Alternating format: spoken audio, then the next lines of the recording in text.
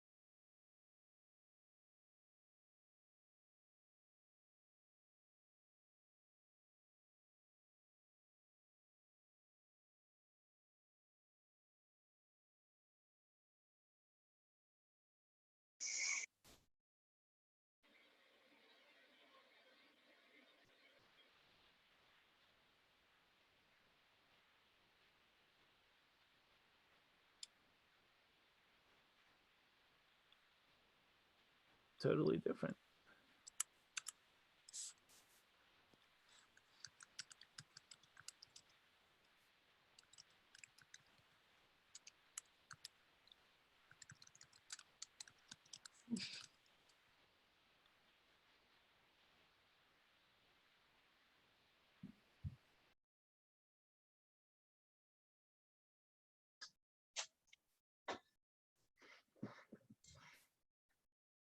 Oh, shalom, my dear friends. I hope you can hear me. Oh, well.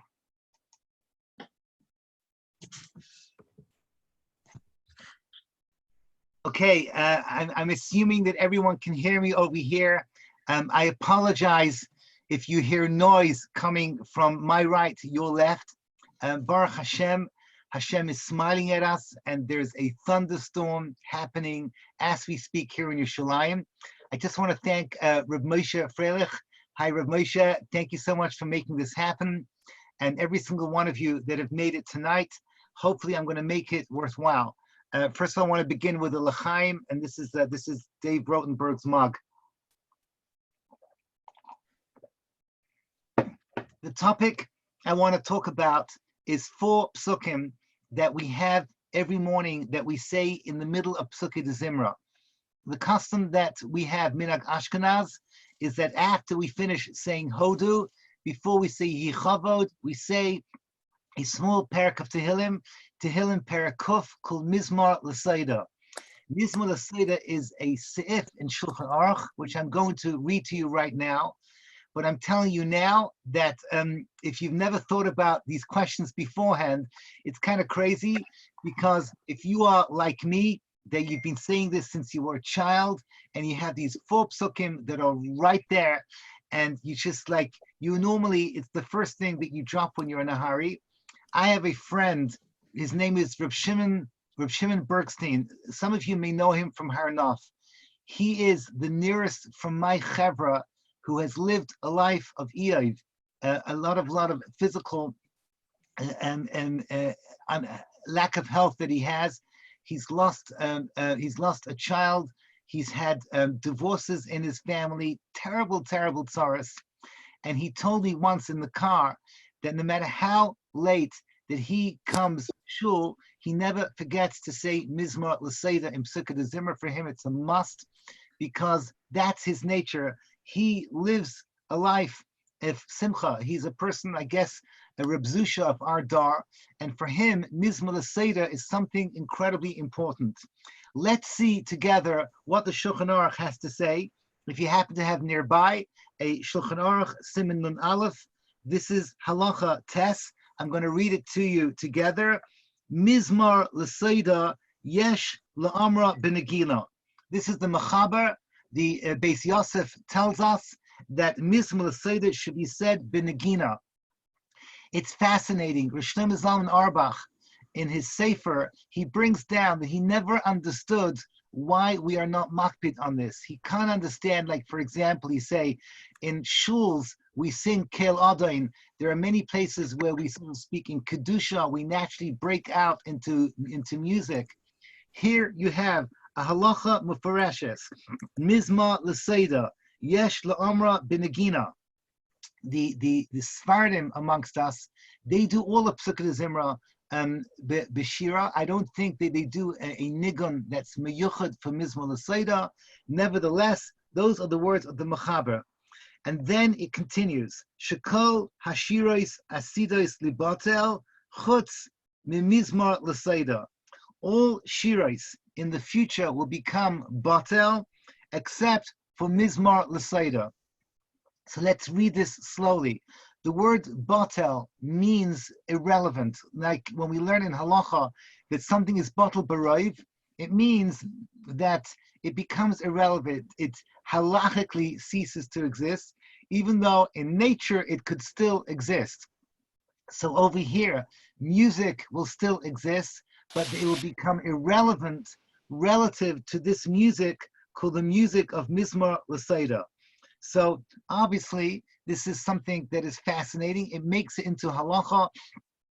It makes it something that is important for us on the halachic level, but hashkafically, we need to understand, what does it mean? Mizmor l'Seida, that is the song of the future. Continues the Ramah. Ve'ein aimrim Mizmor l'Seida b'Shabbos, v'Yom Tov, oy b'Yemei Pesach, she'ein Toida kreva behem mishum chametz, v'loy be'erev Pesach. So the Ramah brings down something that we all know. Whenever we do Mizmor l'Seida, we always look at beforehand. It's written in small letters the days that we don't say it. When do we not say it? We don't say it on Erev Pesach. We don't say it on Chol Hamoed. We also don't say it Erev Yom Kippur. Why not?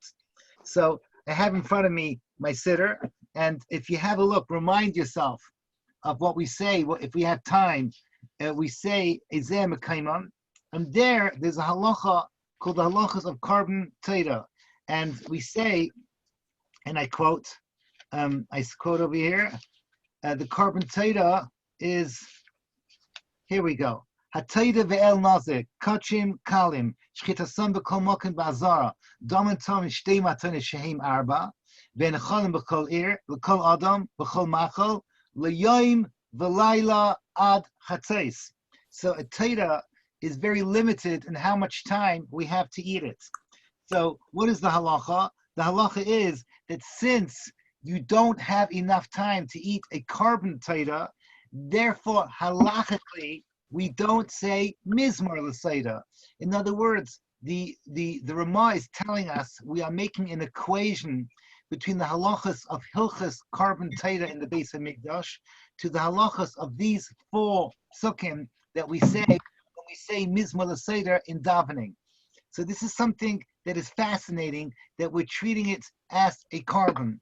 And so therefore, just to finish the sentence, for example, on Erev Pesach, since the carbon Pesach is you're forbidden, since on Pesach you're forbidden to eat chametz. And when you bring a carbon taita, so the halachas of carbon taita is that you have to bring with it 40 breads. The 40 breads are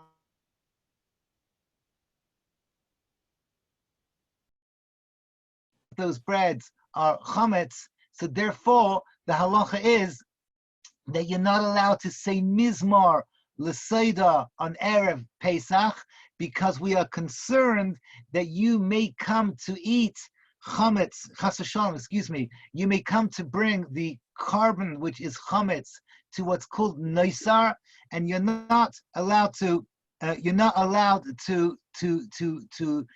force a carbon into a a situation of Nissel. The same thing with Erev Yom Kippur, since you can't eat it on Yom Kippur. So therefore, already on Erev Yom Kippur, we don't say Mizmor L'Seder. The bottom line is, both from Erev Yom Kippur and Erev Pesach, we see that we treat these 4 psukim as if they are actually, in real life, that they're a carbon taita. Another halacha, I want to ask you, Rabbi Sai, do you or do you not stand for Mizmor L'Seder? So if I would do a little poll amongst the chevra over here, so I would imagine that it's probably split down the line. Some of you have the minhag to stand, some of you have the minhag not to stand. Reb Michal Friedman from Atlanta says he stands.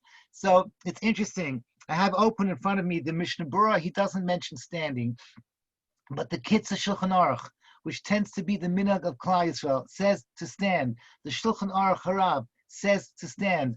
The those of you that have the Siddur of Rabbi Yonasan Eibeshitz, so he says to stand. So there's a minhag to stand. I was taught as a child to stand. The Aruch HaShulchan, Reb Michal asked, it's a good question. I did not look it up, but Aruch HaShulchan is normally close to the minhag. I'm assuming that he would say to stand. The bottom line is I'm trying to build up a case over here where you see from many different angles that these 4 psukim is in fact a Tehillim version of the Shalma Parm Sfasenu of the carbon taita. We look at it as a carbon from many directions. First of all, it is, as we're going to see in a moment, it replaces the carbon taita in a very, very real sense.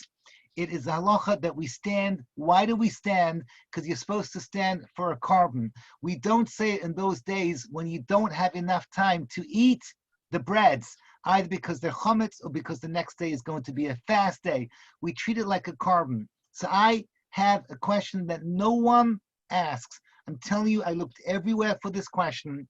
I try to get an answer from somebody else, but I'm going to give you my own answer. I hope you like it.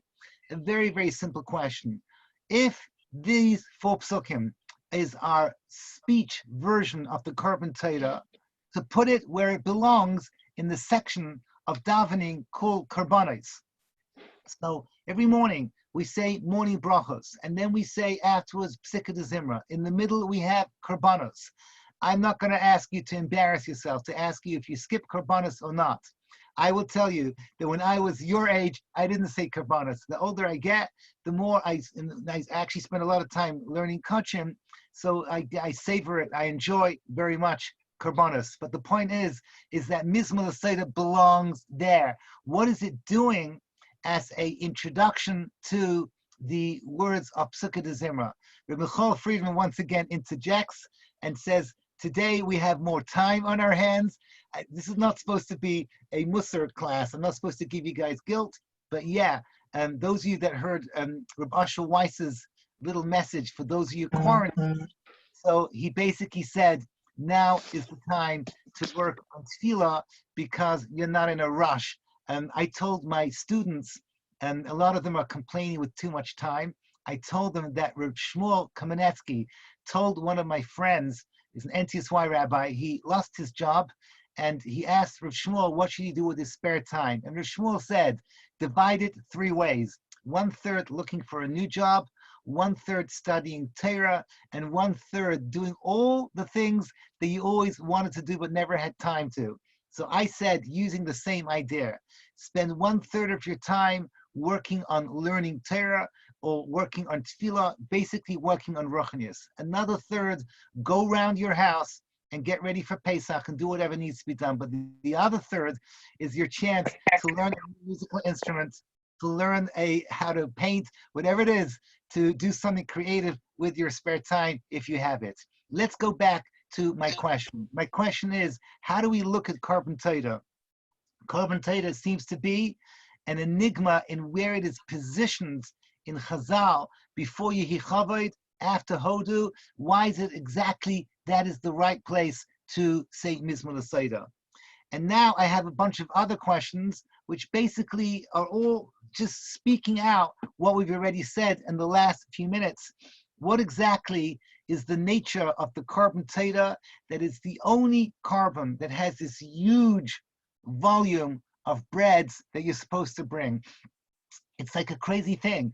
Normally, you bring a mincha, you bring nesachim, which is wine. There's korbanos that come with auxiliary korbanos of seiles, of shemen, of yayin. But here, with the korban teda, there is this huge volume of bread that you have to bring 40 loaves of bread. What is it all about? The second question is to understand what exactly is it that dafka over here that you have the word simcha. I apologize, I didn't even bother reading this to you. Mizmor l'seida, haril Hashem kol haaretz, ivdu es Hashem b'simcha. These words, ivdu es Hashem b'simcha, comes with the korban teda. Ivdu es Hashem b'simcha, those of you who are my age will remember a song, ivdu es Hashem b'simcha, ivdu es Hashem. Those words are from here. This parak of Mizmor l'seida, ivdu es Hashem b'simcha, is something that is fitting in many places in davening. Ivdu es Hashem b'simcha could be by, for example, Az Yasher was a time for simcha. There are many places in the Shemona Esrei where I would interject with a call for simcha, but yet, the only place that we find these words in Tehillim, which is brought down lahalacha, are these words, Ivdu es Hashem b'simcha. What exactly is going on over here? Another question I'd like to ask: what exactly is the okay? I just want to go back a moment. I mentioned to you that this is going to be the song of La'asid Lavai. So what exactly does it mean that in the future we're going to have this song called Mizmor l'seida and everything else will exist? What about the shirs of the Levium? What about taking all the beautiful music of this world and just being Mekadosh it? Why is it that Dafka, this is going to be the music of La'asid Lavo? Finally, the last question I want to ask is to understand what is it that Moshe Rabbeinu wanted that dafka, this should be said at the korban teda in ancient times. Just to give you some information, there's a Medrash Tanchuma in Parshas Noach, Siman Yotes, that brings down that Moshe Rabbeinu gave us 11 prakim of Tehillim. It's well known that Tehillim was not written by David HaMelech, it was redacted by David HaMelech, meaning a lot of our Tehillims, he was not the author. Various people in history wrote various things. We have contributions from even the children of Kairach. We have a contribution from Noach, according to one Chazal. And Moshe Rabbeinu gives us 11 prachim, Daf Tzadi to Daf Kuf. By the way, keep this in the back of your mind. Today, a lot of us are saying Tehillim. One of the most commonly said Tehillim is Tehillim Tzadi Aleph, which is called Shir Shel Pagoim, the Shir of protection. That is Yeshev B'Seisa Elyain B'Tzel Shaka Yislainon. Remember that is something that was written by Moshe Rabbeinu. Moshe Rabbeinu is giving us a parak of protection. The last parak of Moshe Rabbeinu is not a parak of protection, it's a parak of Shira. It's a parak of Ivdas Hashem. And according to our tradition, we were supposed to say it together with the korban tamid, and you and I say it every morning in davening in Pesukei de Zimra. I want to understand a little bit more about what Moshe Rabbeinu wanted from us. So I've asked a whole lot of questions. My main question, again, is to understand the positioning of Mizmor l'seida before Pesukei de Zimra. I want to understand why is it called music? Why is it the music of La'asid Lavai? I also want to understand what is with the 40 breads. Why do we have to bring the 40 breads over here? Why is this the place where we talk about serving Hashem with simcha?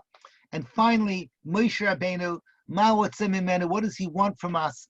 That this is his climactic parak of Tehillim, and he says, bring it, say these psukim with your korban tamid. So now, for those of you who don't regularly listen to the Chabura, so this is actually my 190th share on Maseches Brachos. The 189th, we learned about Arba Tzrichim Lahodos. So you all know this, that there's a bracha called Birkas Hagoimel. Unfortunately, it's become trivialized because we say it when we travel. Last week, I went through all the shitas about traveling and who says what and why and what's the idea behind Birkas Hagoimel. But the bottom line is, if you've ever heard someone say Birkas Hagoimel with real kavana, and Rav Shimon Schwab, who I think we just had his yahrzeit, Rav Shimon Schwab writes that when he traveled from America to Eretz Yisrael, and he spent 24 hours without being able to move from the side of his boat. They were in a gale. Those were the days when traveling was really sakana. He said that when I came to dry land and I said Birkas Hagoimel, and quote, I said it with kavana atzuma. I said it with tremendous, tremendous kavana. Every so often in a lifetime, we hear someone say Birkas Hagoimel, and you see them that they've just gone through a sickness or an illness or a catastrophe, and they've come out of it. It's a very, very powerful bracha. But the Gemara says, Arba tzrichim lahidos. Only 4 people have to give Hidah to a Baruch Hu. Who are those 4 people? So the Gemara gives a mnemonic and says, V'chol hachayim yuduch. This Torah class is brought to you by Torah Anytime. Okay, thank you, Rav Pesach Kron. There's 4 people that have to say it. V'chol hachayim yuduch hasela. What does it mean, V'chol hachayim yuduch hasela? So the Gemara says, Chaim is an acronym for the following thing. Chaim stands for Chavush, means someone who's in a prison. The Yud stands for Yisurim, someone who goes through the Yisurim of sickness. The Yud then means Yam, and the last Mem means Midbar. So Yam and Midbar are from traveling. The Ches is Chavush, the Yud is Yisurim. Just by the way, for those of you that heard me speak to NTSY just a couple of moments ago, Hashem should give us all rachamim. My best friend has the machala, corona, and he told me that the Yisurim is not normal. How much pain that he's going through. Bez Hashem, he's going to make it, hopefully, him and his wife and his daughter, they all have it. But it's meridic that as we are speaking, so many beloved people that we know are going through Yisurim of Chayli. When they get out of this, they will say Birkas Hagoimel with Kavana Atzuma, because we know that this thing can be extremely dangerous. V'chol hachayim yudu chasela. They should have Chaim, they should have life. And that Chaim is once again Chavush, Yisurim, Yam, and Midbar. In last week's share, we mentioned that the Rambam has a different order. So the Rambam has the Ches is Chayle, and the Yud is the Yisurim of Matir Asurim. So Yisurim means a person who's bound, straitjacketed, he cannot express himself. So that's the other Shita, but really it's the same form. Now, this Gemara in Brachas, Daf Nun Daled, the idea of this bracha appears in other Masechtas, including Menachos Ayin Tes, and there Rashi brings down an extraordinary opinion. It's a machlekes rishonim whether or not that you are obligated to bring a carbon teda if you have gone through one of these 4 things. Rashi, based on there's 2 versions in Rashi based on the Ksav Yad version. In Menachos Ayin Tes says Dalach Tzrichim Lahidos means that it is a chayva gemura, which means that if Mashiach comes tomorrow, Be'ez Hashem Yisbarach, so you would go along to the Beis Hamikdash this Pesach, and we would bring a carbon teda, and that carbon teda would not be a voluntary carbon, but it would be an obligatory carbon. Why? Because how are you going to get to Yerushalayim? You're going to come by plane. All these planes are sitting idle because they're there, hopefully, to take all of Klal Yisrael to Eretz Yisrael in a moment. So all the planes will be available for us. The point I'm trying to make is, Hashem should listen to what I'm saying, okay, Be'ezer Hashem. But the point I'm trying to make is that when you arrive, you have to say, according to Rashi, it's a chiyuv. The Rambam paskins, it's not a chiyuv. The Rambam passes that it's something that you may do. And it's very clear from the Rambam that these 4 is lav dafka, and that's why we paskin la halacha that a yuledes, for example, assuming that Yoledes is not a chayla. A Yoledes, we, according to our custom, says also this bracha, someone that's been in a car accident. So we tell them to say this bracha under certain circumstances, because that's the Rambam's shita, that he says you can do it any type of hodah, lav dafka these four. When, according to the Rambam, are you obligated to bring a carbon taida? The only time that you're obligated is if you say the words harei alai taida, you make into a vow. But without the vow, it's something that you should do. Says the Maharal. The Maharal doesn't quote Rashi, doesn't quote the Rambam. The Maharal gives us a general overview, both according to Rashi and according to the Rambam. The overview is correct. He says, Dalad tzrichim lahaidos, that 4 cases over there is much more than a halachic ruling, but it goes over to the centerpiece of how HaKadosh Baruch Hu runs our world. There are 4 categories, says the Maharal, where a Jew is not in his place, and a Jew experiences galus, and a Jew experiences a sense of insecurity, and they turn that insecurity to HaKadosh Baruch Hu, and HaKadosh Baruch Hu saves them, and through that, they give Haidah to HaKadosh Baruch Hu. So I spoke this out last week. I don't want to go into great detail now about this Maharal. However, it is a classic Maharal. It's at the beginning of Netzach Yisrael. Netzach is the Maharal Sefer on the 3 weeks. So there he talks about Golus in great detail, and he begins with Dalad Tzrichim Lahaidos, and he said that these 4 categories are not 4 categories just by chance. It works out that in life these are dangerous things that we go through. No, they are in the Maharals of their be'etzem. They go down to the deepest of the deepest human nature and the nature of how HaKadosh Baruch Hu runs his world. Allow me to expand a little bit on the Maharal. When you and I go through Yisurim, every human being is an olam cotton. The Yisurim that I go through is a microcosm of the Yisurim of the whole world.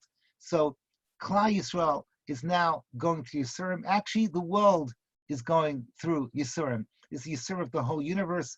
But as we always say, when you read a statistic that at the moment now 90% of children in this planet are not going to school. And when you hear words like they have closed all of India, 1 billion people are in lockdown, when you see these moiridika statistics that we've never heard of in generations, probably in all of history, you have to remember yourself, everything is happening for Klal Yisrael. Everything is happening for Klal Yisrael. Today, Klal Yisrael is the Yisurim. We're going through Yisurim at the moment. My friend, Rabbi Stefanski, who I told you beforehand, has this machala. He told me that he thinks most of his kehillah has it. He says that in England, the numbers they're giving are totally ridiculous because those numbers are the numbers registered by hospitals. He says people like himself, they don't even tell the authorities that they have it. They don't have like the worst case where they need ventilators. He says they stay at home and they live on aspirin and they live in pain and they tell me they cannot do any movement because they get immediately out of breath. The point I'm trying to make is that that's Manchester, the Kehillah Manchester, in London. And I have so many people that I personally know that have it. It goes without saying, in New York, in Brooklyn, and everywhere. It's just crazy wherever you go. My father-in-law, as I speak to you now, is 86 years old, and my family had confined him to his room. Thank God my son is living in Memphis taking care of him. The world is insane, and it's all for Klal Yisrael. We're all going for Yisurim. Says the Maharal that the national Yisurim and the personal Yisurim are, by definition, they are connected. Listen to how he says it. It's so fascinating. He says that the word galus symbolizes everything that is evil in this world. The word galus is broken into what he calls 3 categories: ibud makom, ibud atzmius, and pizor. Those are the words of the Maharal. Allow me to translate it into simple English. There's 3 types of galus on a national level. The first is when you are no longer in your home. So you lose what's called ibud makom. You're not in your place. You're not in the place where you belong. So you feel that you've lost what's called national purpose. A nation has to stand for something. A nation has to achieve something. To do that, you need your home. When you lose your home, you're in Galus, you've lost what's called national purpose. Just for those of you that are out there that are geeks, so you all remember that in The Hobbit, so when they asked Bilbo, I think it was, I can't remember exactly, they asked Bilbo, why are you joining us? You did not lose, the dwarves are going out to reclaim their mountain. And Bilbo says, I know what it means to enjoy a home. I understand what it means, the concept of a home. I was very moved that here in Israel, El Al went to bring Israelis home from Peru and Colombia and from Thailand, because we Jews, we understand the power of a home. If you're not in your home, you lose your sense of purpose and you assimilate into the purpose of the host country, and you start rooting for the host country, and you forget that Eretz Yisrael is a place that stands for something. It is a makom that has a purpose. And when you're not in your makom, you have that galus that he calls ibud makom, means you've lost your sense of purpose. The next level of galus is called ibud atmius, which we call freedom. Freedom means it's one thing to believe in something, to stand in something. There's another thing that you want to express it. So I have over here students that had to go home, they're confined in their homes, and they send me WhatsApp messages. He says, I just went to seminary. I flipped out, meaning I don't want to watch these movies that my family watches. I don't want to listen to the music that my family, but I'm stuck with them in the house. What should I do? So they have got a galus of ibud atzmius. I personally want to express myself my way, but because where I am, I cannot do that. That's the second level. And the third is pizor. Pizor means that we went into all different corners of the world. So I'm speaking to you.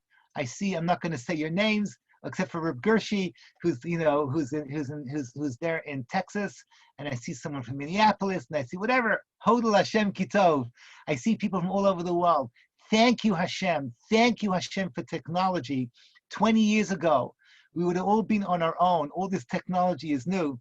The bottom line is that unity is something that is so crucial for us, to feel that sense that we're together. So that is called national unity, that we're all together. A nation that stands for something needs a leader who's like a conductor to an orchestra, where everyone is playing their instrument in harmony with everybody else. And that is what's called, the music is the music of the nation, where everyone is playing what they want to play, expressing themselves in harmony with everybody else. That's the world, what's called the pizor, the galus of pizor, comes to destroy. Listen to the genius of the Maharal. Those of you who are listening, who are not students of the Maharal, so now you understand a little bit why the Maharal is such an exciting sefer. He takes these categories and says, let's go back to the Gemara. The Gemara says, Daled tzrichim lahodos. 4 categories you have to give haidah. And he says, well, those 4 people are symbolic of what happens to the whole world as a whole.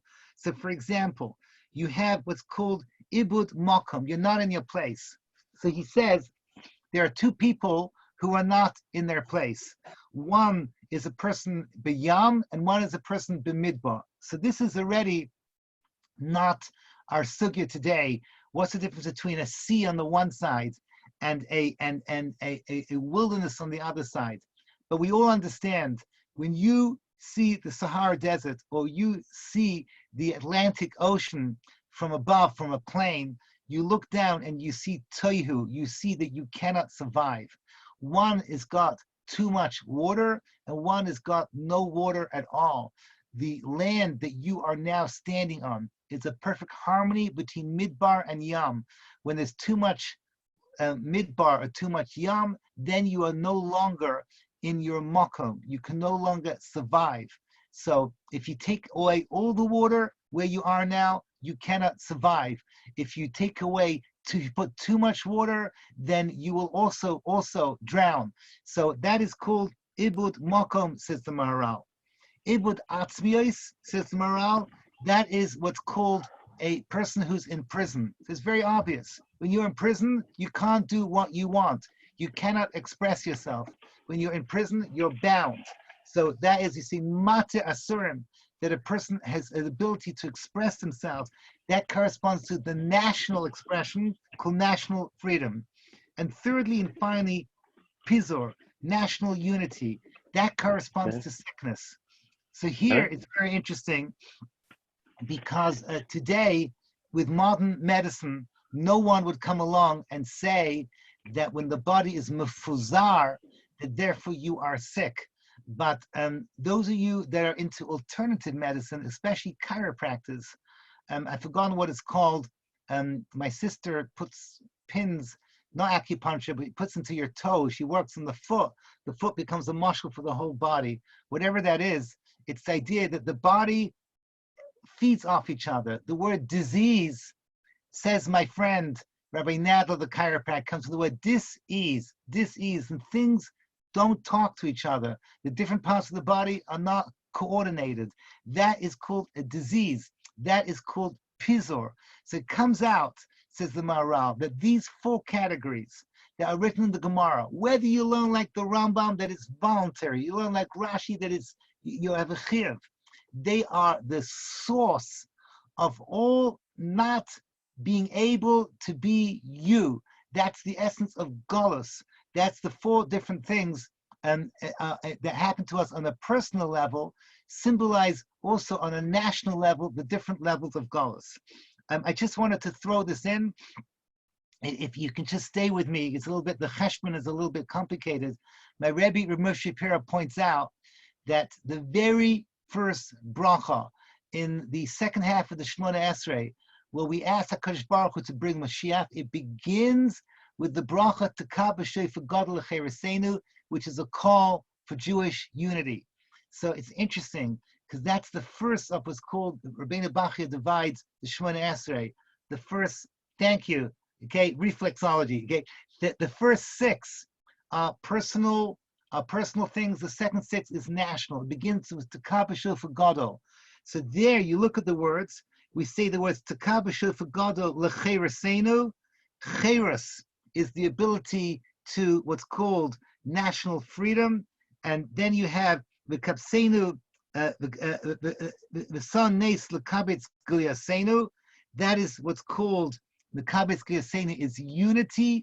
Kibbutz, everyone comes together, everyone works together, everyone's in a sense of unity, which, by the way, is another thing that we're seeing now, a sense of unity that we haven't seen in a long, long time. There's no Shevet Ruvain and Shevet Shimon and Shevet Levi. There's Klal Yisrael. We're in this together. We're helping each other out. And then finally, V'kavseinu yachad mi'arba kanfus haaretz, that is bringing us to our home, back to Eretz Yisrael. All these things can be found in that bracha in the Shemona Esrei, these four categories of the Maharal, which go back to the four that have to give Haidah to HaKadosh Baruch Hu. All of these things fit in perfectly. So now, with that in mind, so what have we just learned?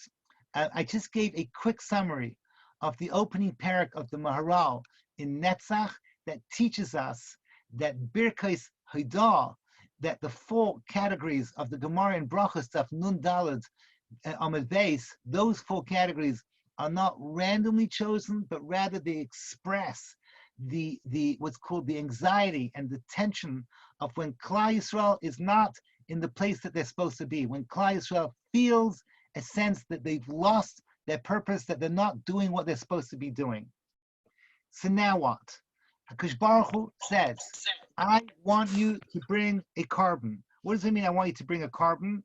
I want you to bring a carbon to the Beis Hamikdash to express that those feelings that you had was overcome by my intervention. In other words, basically, every Haidah that we do boils down to one thing and one thing only, that recognition that I want to express myself. I want to stand for something.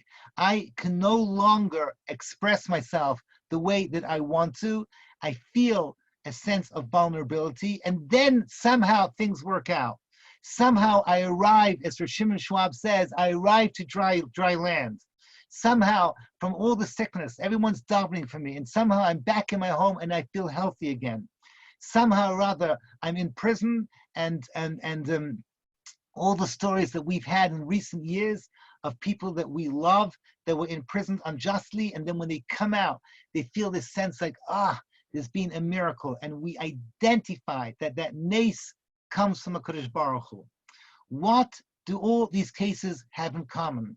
Is that the nature of life has shaken us up. The nature of life has brought us to a place where we're forced to think. The nature of life has given us a sense of instability, and you have two choices. You can either say that my Yeshua is going to come from the Eibishter, or Chas v'Shalom, I don't know if you know this reference, the Yeshua is going to come from the Weizmann Institute. For those of you who do not know what I'm referring to, Yesh Adam Kainai Lamai B'Shah Echas, and Bibi Netanyahu, who is not from the grace of Bali Musar. He's not a person that you look up for spiritual inspiration. But this week, he has my respect. Let me just take a shluck over here.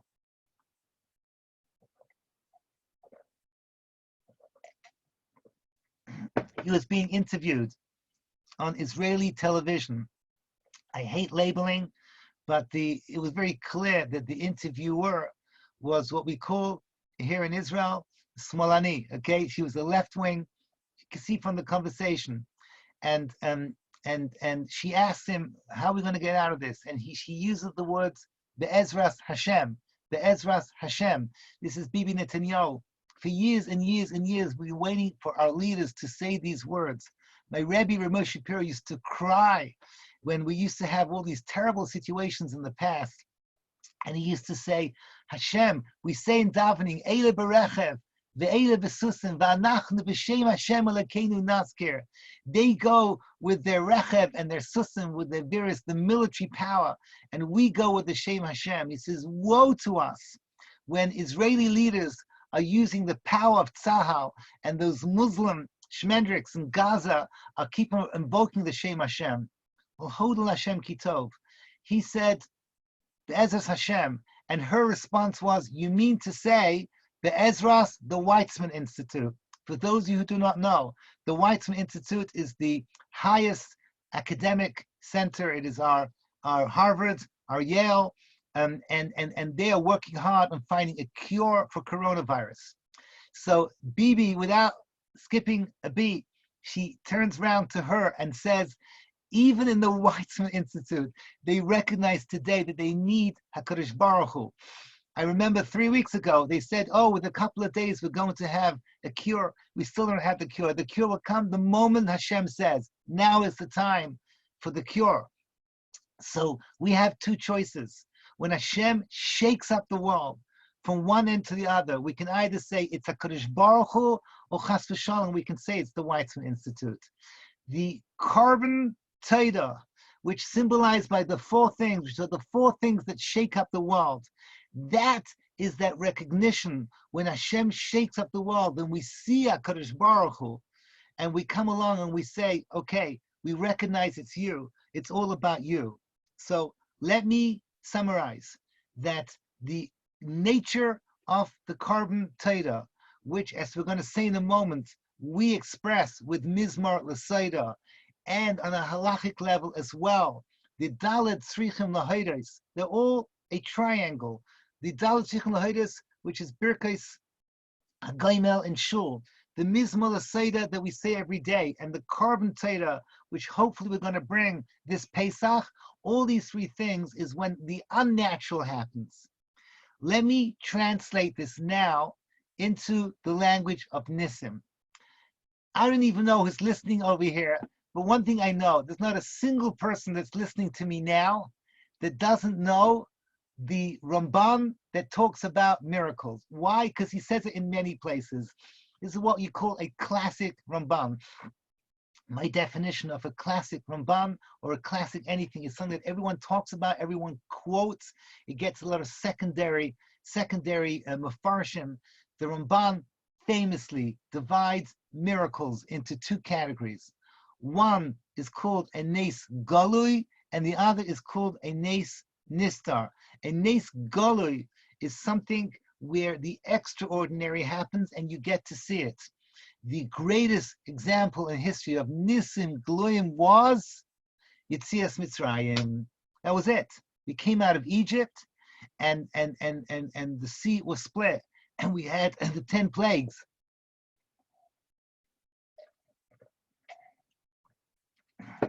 Noira Tehilais, Oiseh Pele, all the miracles that we saw, the ploim that we saw, invoked Tehillah, invoked praise to HaKadosh Baruch Hu. The smallest Jew, the Shifcha of the smallest Jew, saw more than Yecheskel could see with all the clarity that came through these miracles, the Nisim Gluyim. However, there is another type of nes called a nes nistar, a hidden nes. As I'm talking to you, there are nisim that are hidden that we're taking for granted. I don't have to talk about the nes of childbirth. I have to talk about the nes that we're alive, that I can see you through the power of technology. Technology is nisim nistarim. The fact that at any given moment, so many things are falling into our place that we just take for granted. The air that we breathe, the food that we eat, our bodies are filled with miracles. Nature is filled with miracles. Every time you look around, you see Nisim, but we tend to take it for granted because it is something that we are used to. HaKadosh Baruch Hu is constantly talking to us through his Nisim, Nistarim. Hashgacha Pratis goes, we miss it. At any given moment, we miss things. I have to mention this to you, that my friend Rabbi Stefanski, who I mentioned to you, is stuck in his home in Manchester. And he just went through extreme pain. He gave a class, and then for 6 hours, he couldn't breathe. And he's lying there in his bed, and his wife is got, I think, a worse case than him. It's different symptoms completely, but she's suffering even more. And he said, I opened up the window, this was yesterday morning, for air.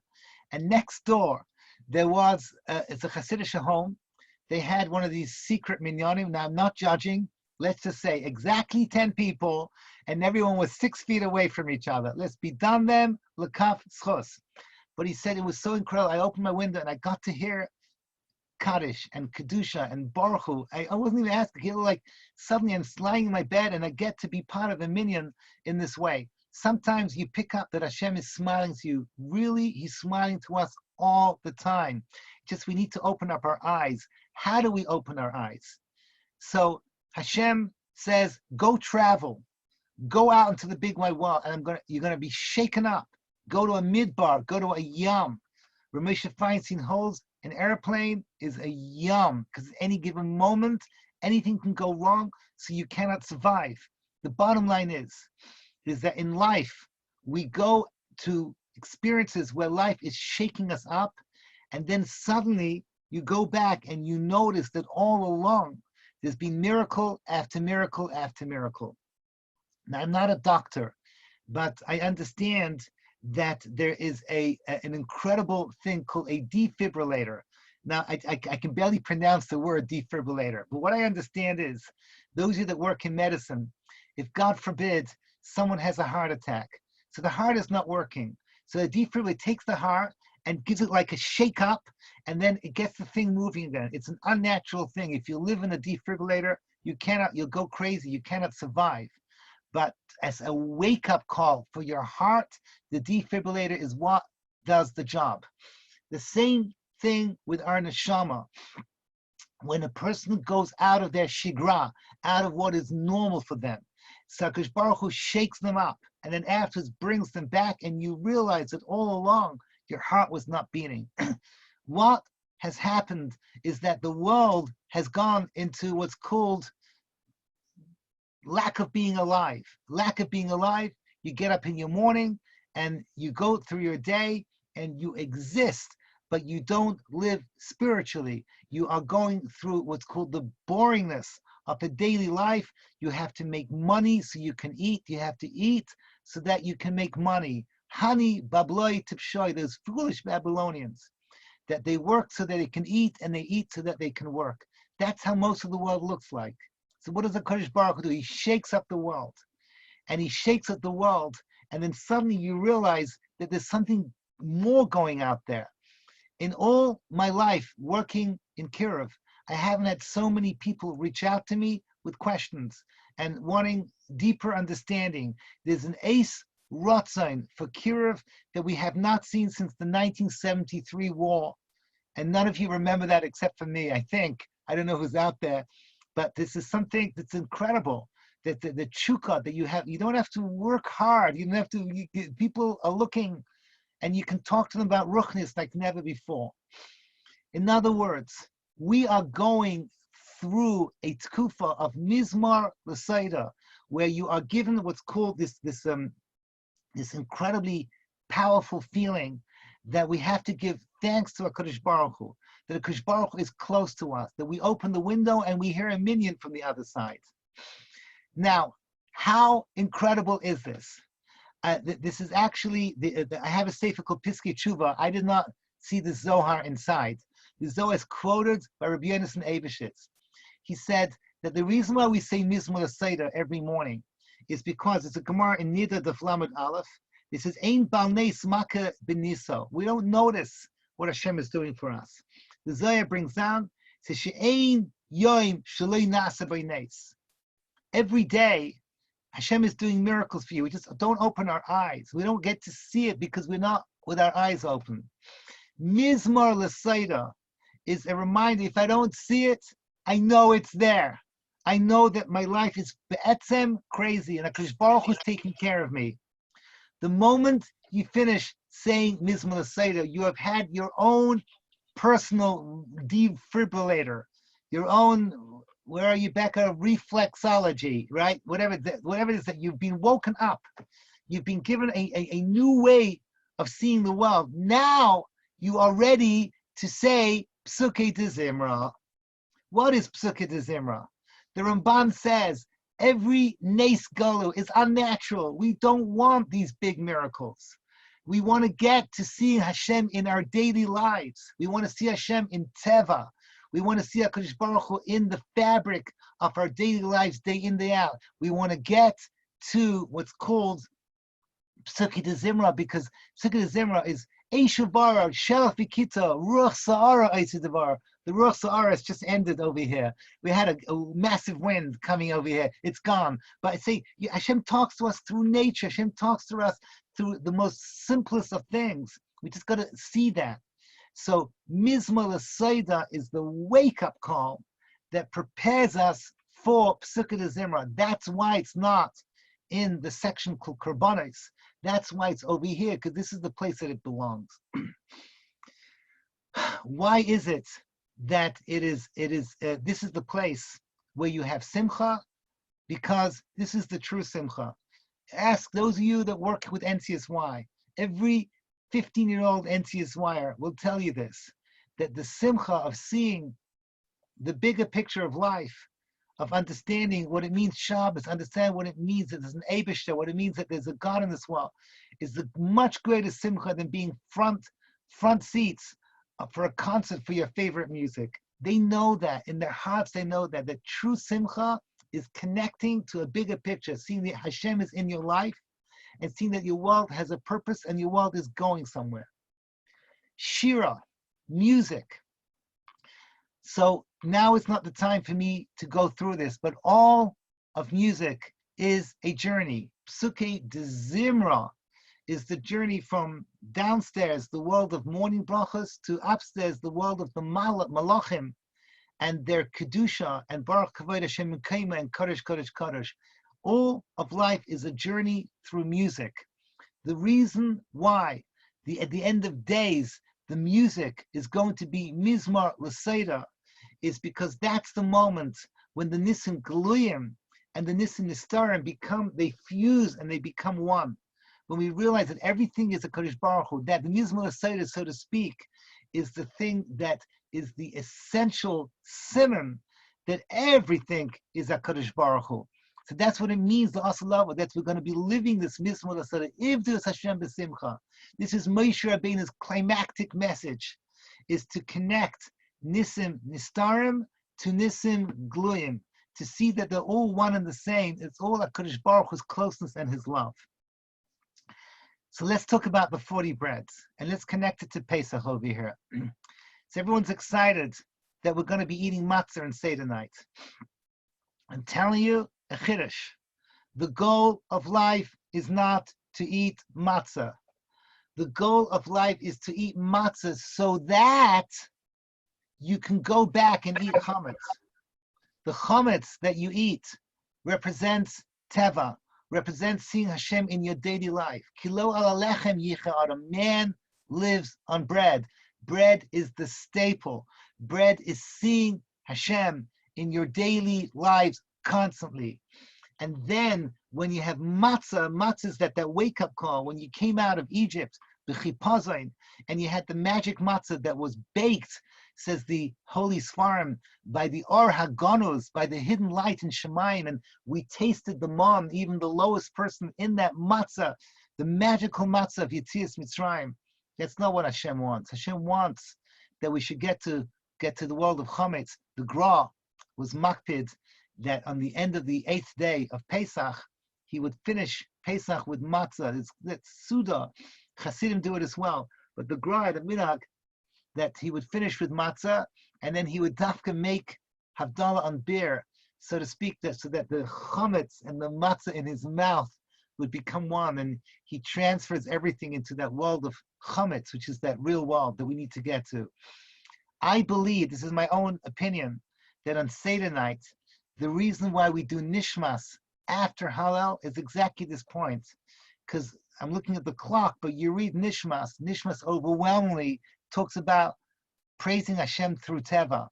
It's what it is. And after Hallel, now you can get to Nishmas Kol Chai, right? This is incredible. Now you're ready to see Hashem in everything in your life. After the big shake-up of the Golus and the Geula and all the craziness and all the Nisim Kloyim, then you see HaKadosh Baruch Hu is close to you in your lives. So we have to bring 40 loaves of bread. Now, I'm trying to see even Rabbi Lomner, no offense, I love you to pieces, but not in a million years can you eat 40 loaves of bread. You could probably get through quite a few, okay, Baruch Hashem, but 40 loaves of bread, it's not happening. No one out there can eat 40 loaves of bread. You know what? How are you going to finish it? Remember, Korban Taita, you've only got 1.5 days. They cut you down. How are you going to have 40 loaves of bread? How are you going to do it? The answer is you have to bring your friends. You can't do it on your own. You have to bring everyone. You have to bring the chevra and share the stories that you go. In Moedim, we say, thank you, Hashem. I want to share your stories. I want to share your stories. If you go through, if your life is shaken up, make sure everyone knows what you've gone through. Like my friend, when Hashem smiled at him when he opened up the window and heard Minyan, he wanted to share with me because it was like a smile from Hashem. Don't keep it for yourself, share it. And how do you share? Okay, so you bring bread. If you bring bread, then obviously you're going to have wine as well. Make it for brengen. Let's do it Hasidish. Let's do it properly. That's the way it's supposed to be. So this is a very, very, very powerful message to share this with other people, that everyone should be together over here. Let me summarize what I'm basically sharing with you. Mizmor L'Seda is in exactly the right place. It introduces Psukei Zimra. That's the goal, to bring everything down into the world of Lamaisa, to see Hashem in absolutely everything. The goal is not the supernatural of matzah, it's to get back into the world of chametz and to see it in the daily bread. And then you share it with everyone. I want to give you all a challenge. Besides the people that are listening to me, that you have an obligation today more than ever before to look around you and to see who you can give chizuk to, whose lives you can change. You cannot breathe this an infinity of need now to go out and do kiruv and to give chizuk and to empower people from morning to night. Every single one of you, you have to go out and keep care of other people, but about yourselves. Look at Maidim. In Maidim, we're going to say the words Al Chayenu HaMesurim B'Yadecha. I don't know why, but those words, it's mamish frightening. Chayenu HaMesurim B'Yadecha. Our lives are in your hands. Not for one moment do we think this coronavirus is anything else except for an expression for billions of people that Hashem sends the smallest little microbe as his shliach to remind us, Chayena Mesurim Biyadecha. And then we say, Nisecha Shebechol Yom, and Niflosecha V'Tzevesecha Shebechol Eis. All of this should open our eyes. Nisecha Shebechol Yom. That this thing that the Zohar says, that every day we have a miracle, it's actually in Maidim. You look around, thank you Hashem for technology, thank you Hashem, Dave Rotenberg, for your Hogwarts mug, thank you Kadosh Baruch Hu, for all these things that we just take for granted, and they're right there in our lives now. That's where Kadosh Baruch Hu wants to bring us to. The Geula Shlema is the Geula that brings every small little thing into, that we see HaKadosh Baruch Hu in every single small fabric of this world. That's the job of Mashiach. Nothing changes when Mashiach comes. It's not going to be a supernatural world. It's going to be super natural. And in that natural, we're going to see Hashem. So, okay, I think I've said what I wanted to say. It's exactly 6 o'clock. 1 second, it's 7 o'clock now in Eretz Yisrael. So I just wanted to wish you all that I see no reason why HaKadosh Baruch Hu shouldn't bring this world to its conclusion with the coming of Mashiach. Obviously, I have what my Rabbi Ramesh Shapiro gave me this sensitivity. It's not good to talk too much about Mashiach because, you know, chas v'shalom, people who are weaker than us can get a disappointment if it doesn't work out that way. If we're Zeicha, then this Pesach, we're going to be bringing Korban Teda when you guys fly in, all the way from Dallas, Texas, Rav Michal, and you guys bring a Korban Teda. But then afterwards, when Pesach's over, and we brought the Psachim, and we brought the Zvachim, and we brought everything, we're going to build that world of Mashiach, Ki Malei Haaretz Deis Hashem. Through hard work, we're going to introduce the whole world to the true beauty of this world, the true beauty that we see within the fabric of nature itself. And that's the job of Mashiach. We should all be zeicha to see that. B'mheir v'yameinu. I wish you a Kasher Pesach. Reb Gershi, I'm looking forward to talking to you one-on-one when I get a chance. And all of you, thank you so much for listening in. Tremendous covered. Thank you once again, Rabbi Freilich, for making this event happen. Kultiv, and stay in touch. I ain't going anywhere. Thank you. Thank you.